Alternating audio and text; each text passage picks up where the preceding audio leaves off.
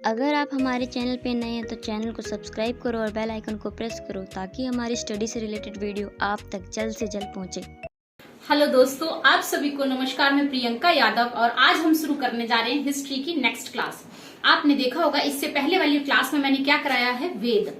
ठीक है, चारों वेदों के बारे में बताया है, उनके उपवेद बताए हैं, किस वेद में क्या मिलता है वो सब बताए हैं।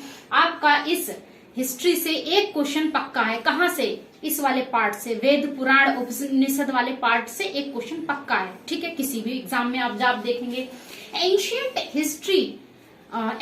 हिस्ट्री से क्वेश्चन जब उठते हैं तो यहाँ से एक उठता है, हड़प्पा काल से उठता है, हर जगह से एक क्वेश्चन उठता है। तो आपको कुछ भी छोड़ के नहीं चलना है। ठीक है, कहीं पे भी ऐसा नहीं लगना चाहिए आपको एग्जाम में बैठ के कि मुझे ये वाला पॉइंट नहीं आता है। तो ठीक है, वेद मैंने कल पढ़ाए थे पिछली क्लास में। तो वेद से अब आप क्या पढ़ेंगे कि अगर किसी को वेद पढ़ना है तो वेद पढ़ने से पहले आपको 6 चीजें पढ़नी पड़ेंगी। उसका क्या नाम है? वेदांग। क्या पढ़ना पड़ेगा आपको? वेद पढ़ने से पहले आपको वेदांग पढ़ने पड़ेंगे। वेदांगों की संख्या कितनी है? 6।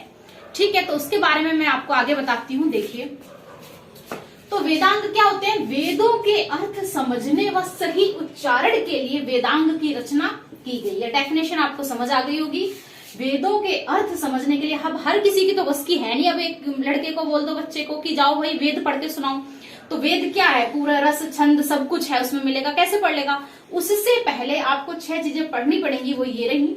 ठीक है, तो वेदों के अर्थ को समझने के लिए और सही उच्चारण के लिए क्या आपको वेदांग पढ़ने पड़ेंगे। तो पहला वेदांग ये रहा, क्या?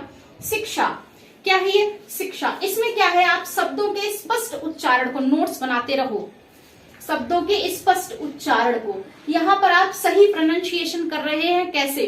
वो क्या है? आपकी शिक्षा है। ठीक है, इसको मैं ऐसे बोलूं शिक्षा, दैट इज रॉन्ग। ठीक है, शिक्षा अलग। तो उसी तरह आप क्या बोलेंगे? स्पष्ट उच्चारण। शिक्षा में स्पष्ट उच्चारण। उसके बाद कल्प, दूसरा नंबर है कल्प। उसमें क्या है? जैसे वैदिक कर्म कांडों के लिए विधि विधान, कैसे हवन होगा, हवन सामग्री पहले डालनी है, घी डालना है, क्या कैसे करना है, वो सभी विधि विधान, किस तरह से किस देव की स्तुति करनी है, सभी विधि विधान किस में है? कल्प में है। थर्ड है क्या? व्याकरण। व्याकरण क्या है? व्याकरण। व्याकरण से आप सभी परिचित हैं। व्याकरण मतलब ग्रामर। ठीक है, इसमें क्या मैंने लिखा है? उपसर्ग, प्रत्यय, ईटीसी सभी ग्रामर। अच्छा बताओ, उपसर्ग क्या होता है? शब्दों के शुरुआत में जो शब्द लगा होता है, जैसे कि प्रतिदिन, पढ़ा दिया है हिंदी में, प्रतिदिन। ठीक है, और प्रतिदिन में प्रति क्या है? एक उपसर्ग है, और प्रत्यय जो शब्द के बाद में लगा हो। ठीक है, तो क्या होगा? वो प्रत्यय हो जाएगा। तो यहाँ पे सिंपल सी बात मैं ये बोल रही हूँ कि व्याकरण, आपको व्याकरण की समझ होनी चाहिए, कहाँ पर क्या है। उसके बाद चौथा पॉइंट क्या है? निरुक्त। निरुक्त में क्या है? शब्दों की उत्पत्ति, एटाइमोलॉजी। शब्दों की उत्पत्ति कहाँ से हुई है, कौन सा शब्द कहाँ से बना है। जैसे मैं अभी बोलूं आरण्यक, अभी मैं बोलूं आरण्यक, तो आपको पता होना चाहिए आरण्यक शब्द की कहाँ से उत्पत्ति हुई है। आरण्यक शब्द जो है अरण्य से मिलकर बना है, और अरण्य मतलब जंगल, कानन। ठीक है, तो इस तरह से आपको पता होना चाहिए कहाँ से किस शब्द की उत्पत्ति हुई है। ठीक है, उसके बाद छंद। छंद मतलब पोइट्री। छंद मतलब पोइट्री, सिंपल सी बात है, ज्यादा नहीं इसमें लिखना। ज्योतिष, ज्योतिष का तो सबको ही पता होगा, तारों, ग्रहों, इन सबका अध्ययन, स्टडी क्या कहलाती है? ज्योतिष शास्त्र। ज्योतिष शास्त्र टीवी पे खूब देखते होगे तुम लोग। ठीक है, तो ज्योतिष। तो क्या क्या हमने सीखा कि वेद पढ़ने से पहले आपको 6 वेदांग पढ़ने पड़ेंगे। वो क्या है? शिक्षा, कल्प, व्याकरण, निरुक्त, छंद और ज्योतिषी। उसके बाद अगला हम पॉइंट पढ़ते हैं। हमने वेद कंप्लीट किए, वेदांग कंप्लीट किए। अब मैं बात कर रही हूँ किसकी? आरण्यक। अभी बताया आरण्यक जो शब्द है उसकी उत्पत्ति कहाँ से हुई है? अरण्य से हुई है, जिसका मतलब है जंगल। जंगल, वन, कानन, विपिन, तुमने सारे पर्यायवाची सुने होंगे। ठीक है, ये सब क्या है? अरण्यक। अरण्यक। अच्छा, अरण्यक मतलब यहाँ पे मैंने क्यों बता रही हूँ, यहाँ वेद चल रहे हैं। अरण्यक में होता क्या था? अरण्य मतलब जंगल में, शांति में, एकांत में, अकेले में ये वेद लिखे जाते थे, जंगलों में बैठ के, नेचर के बीच। ठीक है, इसमें क्या खासियत बात है कि ज्ञान मार्ग व कर्म मार्ग, ज्ञान मार्ग व कर्म मार्ग के बीच का सेतु। सेतु मतलब पुल, राम सेतु है ना, देखो बीच का पुल, उसी तरह से सेतु, बीच के सेतु का कार्य किया है किसने? आरण्यक ने। उसके बाद है उपनिषद। क्या है? उपनिषद। ठीक है, सबसे पहला क्वेश्चन यही आएगा कि उपनिषदों की संख्या कितनी है, तो आप तुरंत बोलेंगे कितनी? 108। चलो ठीक है। उपनिषद का मतलब ही होता है उप मतलब, जब आप उपसर्ग पढ़ेंगे उप मतलब होता है समीप। तो यहाँ से आपने क्या सीखा, जो गुरु के समीप बैठकर एकांत में जो लिखे गए हैं वेद उनको या पढ़े गए हैं या सिखाए गए हैं वो क्या कहलाए हैं, उपनिषद। संख्या कितनी है, 108। और इन्हीं को वेदांत भी कहते हैं, इन्हीं को वेदांत भी कहते हैं। वेदांत अलग नहीं है, उपनिषदों को ही वेदांत कहते हैं। ठीक है। जिस तरह चारों वेदों के क्या थे, उपवेद थे, उसी तरह से चारों वेदों के क्या हैं, ब्राह्मण। ठीक है। अब ये पूछा जाता है, ये क्वेश्चन पूछा हुआ है कि अथर्ववेद का ब्राह्मण क्या है, कहां से रिलेटेड है, ऐसे मैचिंग भी आ सकता है आपको, तो आपको पता होना चाहिए कि गोपद ब्राह्मण। ठीक है। तो देखते हैं ऋग्वेद का आप क्या करेंगे, कौशितकी व ऐत्रेय, कौशितकी व ऐत्रेय। यजुर्वेद तो ऋग्वेद का ब्राह्मण क्या हो गया, कौशितकी व ऐत्रेय, कौशितकी व ऐत्रेय। उसी तरह से यजुर्वेद के जैसे ही नाम आए यजुर्वेद, तुम्हें तुरंत याद आना चाहिए क्या, गद्य और पद्य। अच्छा एक बात यहाँ पे लिख लो कि जो भी वेद गद्य में लिखे गए उन्हीं के ब्राह्मण है ये। ठीक है, उन्हीं के ये ब्राह्मण है, तो आपको यही याद होना चाहिए। तो यजुर्वेद एकमात्र वेद था जो किसमें, गद्य और पद्य। इसका ब्राह्मण क्या है, तैत्तिरीय व शतपथ ब्राह्मण किससे संबंधित है, यजुर्वेद। उसके बाद आता है आपका सामवेद का ब्राह्मण कौन हो गया, पंचविश व जैमिनीय। ये वाला और ये वाला तो आया हुआ है, मेरे खुद के पेपर में आया हुआ है। ठीक है। उसके बाद सामवेद किससे, पंचविश व जैमिनीय। अथर्ववेद का संबंध किस ब्राह्मण से, गोपथ ब्राह्मण से। कंफर्म हो गया। ठीक।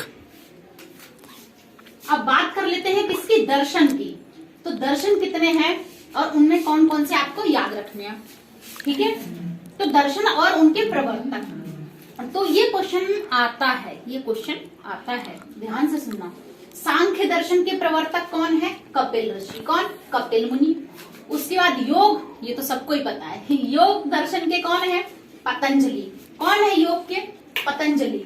उसके बाद वैशेषिक दर्शन के कौन है, ऋषि कणाद। कौन, कणाद। और न्याय दर्शन के कौन है, गौतम ऋषि। ठीक है। और पूर्व मीमांसा के जैमिनी, उत्तर मीमांसा के बादरायण या फिर व्यास। ठीक है, याद हो गए।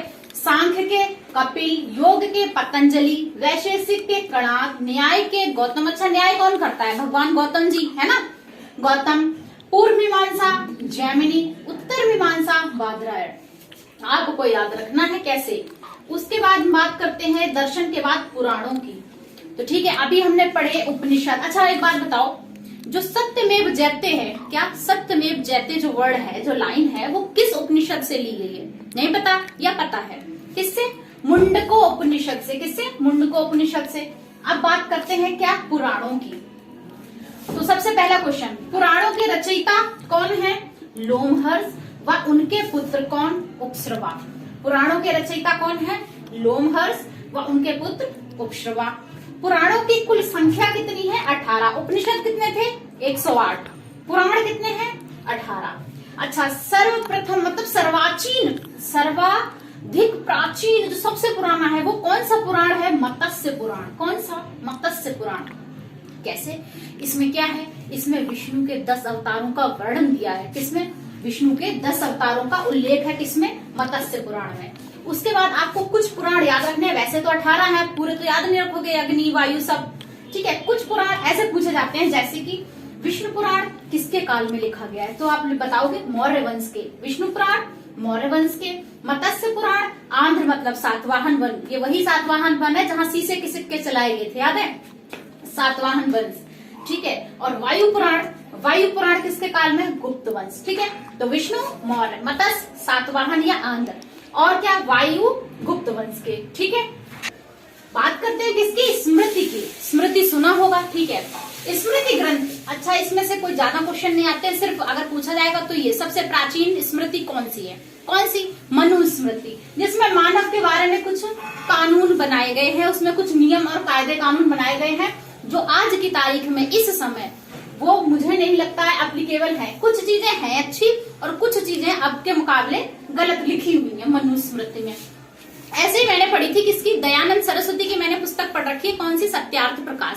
उन्होंने उस समय जो बात कही थी वो बिल्कुल 100% सही थी।